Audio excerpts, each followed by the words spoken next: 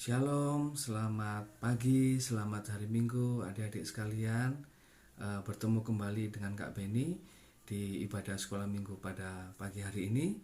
Bagaimana kabarnya? Semoga adik-adik semua tetap dalam perlindungan Tuhan, diberikan kekuatan, kesehatan, dan tetap ceria. Mari adik-adik kita bangkit berdiri. Kak Beni akan mengajak adik-adik untuk menyanyikan sebuah pujian untuk Tuhan, supaya kita lebih bersemangat memuji dan memuliakan nama Tuhan.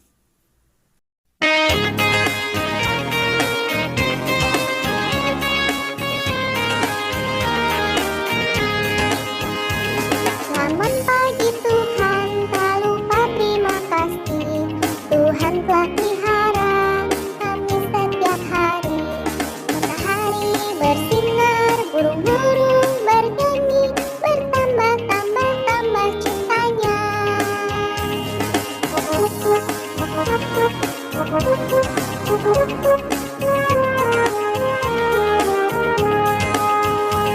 Selamat pagi Tuhan, tak lupa terima kasih.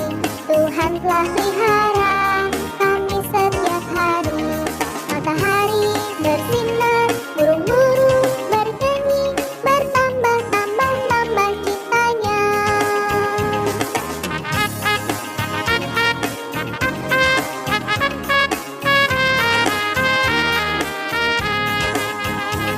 Selamat pagi Tuhan, tak lupa terima kasih. Tuhan telah pelihara kami setiap hari. Matahari bersinar, burung-burung bernyanyi, bertambah-tambah cintanya. Selamat pagi Tuhan, tak lupa terima kasih. Tuhan telah pelihara kami setiap hari. Matahari bersinar, burung-burung bernyanyi, bertambah-tambah cintanya. Matahari bersinar, burung-burung bernyanyi, bertambah-tambah cintanya. Nah, adik-adik, kita tadi sudah mengangkat satu pujian, kita mengatakan selamat pagi kepada Tuhan. Nah, kembali kita akan melanjutkan ibadah sekolah minggu. Kita akan memulainya adik-adik. Mari kita lipat tangan, tutup mata, kita bersama-sama berdoa, dan Kak Beni akan memimpin dalam doa. Selamat pagi Tuhan Yesus, terima kasih. Kami mengucap syukur untuk berkat pada pagi hari ini. Kami boleh bangun di pagi hari. Tuhan memberikan kami kekuatan dan kesehatan.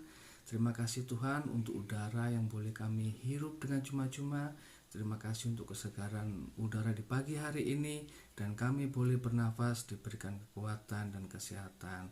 Ya Tuhan, kami anak-anak-Mu akan beribadah kepada Engkau, akan menaikkan pujian. Kiranya Tuhan memberkati dan menyertai kami selama ibadah sekolah minggu ini berlangsung. Terima kasih Tuhan, hanya dalam nama Tuhan Yesus kami berdoa dan mengucap syukur. Haleluya, amin. Adik-adik, mari kita kembali muji Tuhan. Kita angkat kembali satu pujian.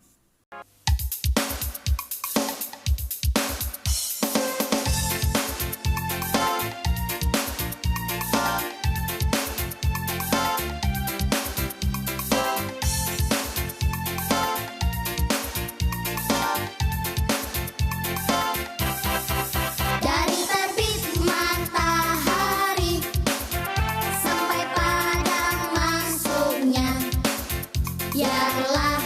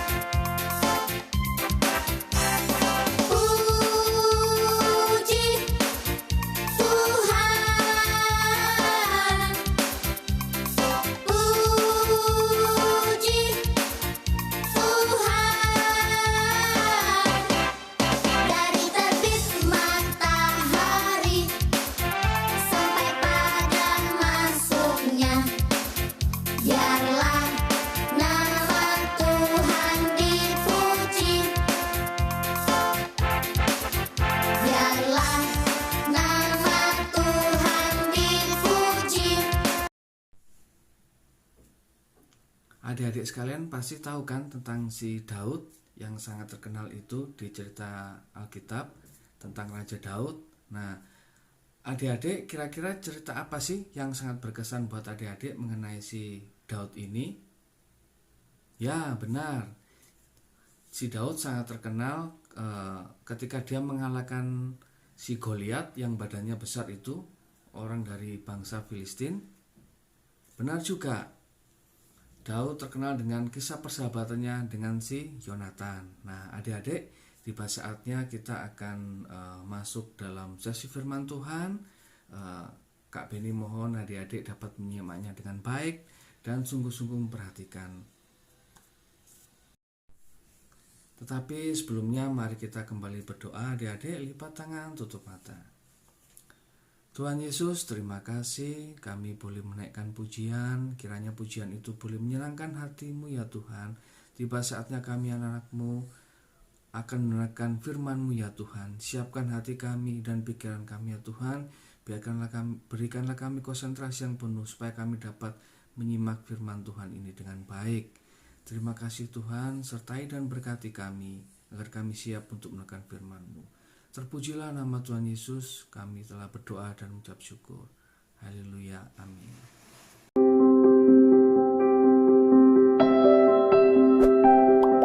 Alkitab sebagai kitab orang Kristen tidak hanya sekedar menuliskan perintah dan janji Allah.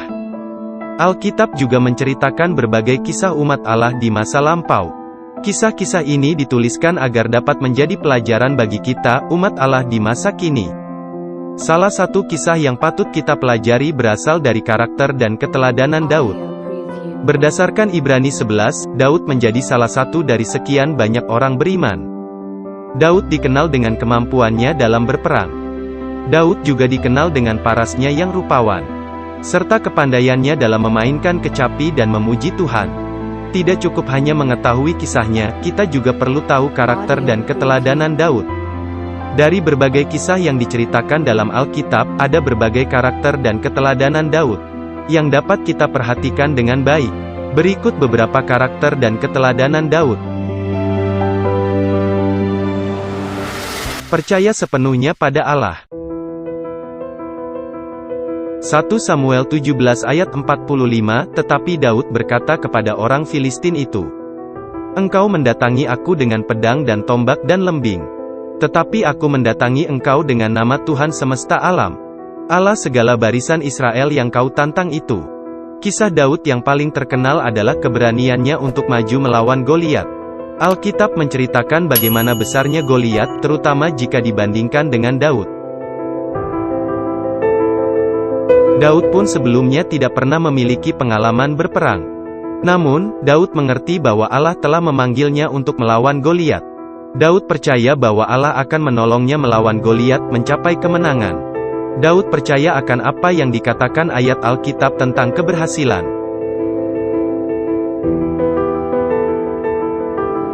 Tidak pedendam. 1 Samuel 24 ayat 11. Ketahuilah, pada hari ini matamu sendiri melihat, bahwa Tuhan sekarang menyerahkan engkau ke dalam tanganku dalam gua itu. Ada orang yang telah menyuruh aku membunuh engkau, tetapi aku merasa sayang kepadamu. Karena pikirku aku tidak akan menjamah tuanku itu, sebab dialah orang yang diurapi Tuhan. Setelah melawan Goliat, banyak orang yang memuji Daud. Orang-orang mulai membandingkan Saul dengan Daud. Mereka mengatakan bahwa Saul mampu melawan beribu-ribu orang, sedangkan Daud mampu mengalahkan berlaksa-laksa. Hal ini membuat hati Saul panas. Ia berusaha sebisa mungkin untuk membunuh Daud, sehingga Daud harus terus kabur-kaburan untuk menghindari Saul. Namun, ketika Allah memberikan kesempatan kepada Daud untuk membunuh Saul, ia tidak melakukannya. Senang berdoa. Karakter dan keteladanan Daud yang senang berdoa dapat kita lihat dari kumpulan doanya dalam kitab Mazmur.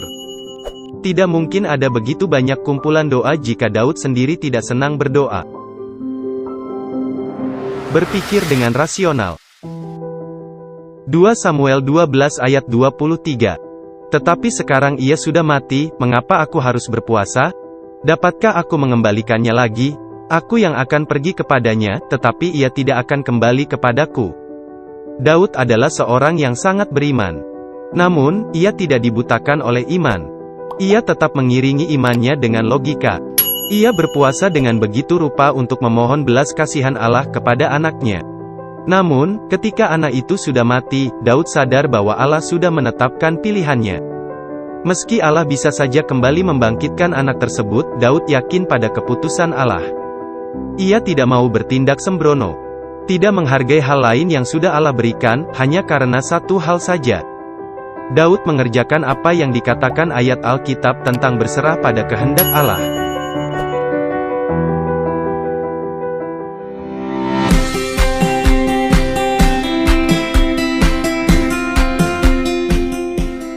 Itulah beberapa karakter dan keteladanan Daud. Daud mungkin masih banyak melakukan dosa yang tidak diinginkan Allah. Bagaimanapun, Daud masih seorang manusia. Kisah Daud atas dosa-dosanya menjadi pembelajaran bagi kita agar kita tidak melakukan kesalahan yang sama di masa kini. Kisah keberhasilan Daud pun juga menjadi pembelajaran bagi kita. Kita belajar dari Daud bagaimana untuk menjadi orang yang sungguh-sungguh memiliki iman kepada Allah.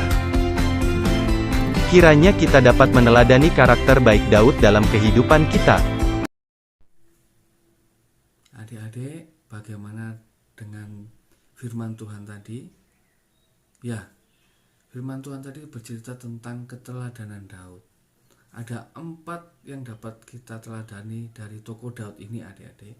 Tetapi dalam pembahasan hari ini, Kak Beni akan berbicara tentang teladan yang pertama, yaitu menyerahkan hidupnya, percaya penuh kepada Tuhan. Dan yang ketiga adalah tadi, Daud rajin berdoa.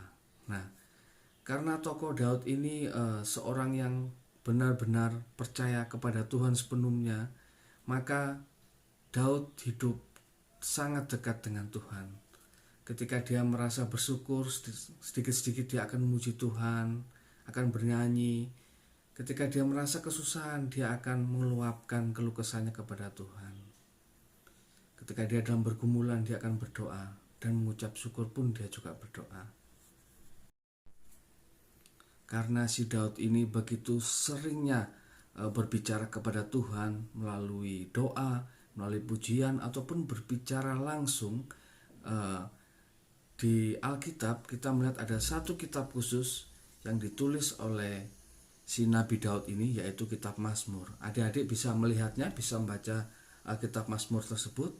Di dalam kitab tersebut banyak ungkapan syukur si Daud terhadap pertolongan Tuhan, terhadap berkat yang Tuhan berikan. Begitu juga ada juga ungkapan rasa takut ketika dalam peperangan atau dikejar oleh musuhnya.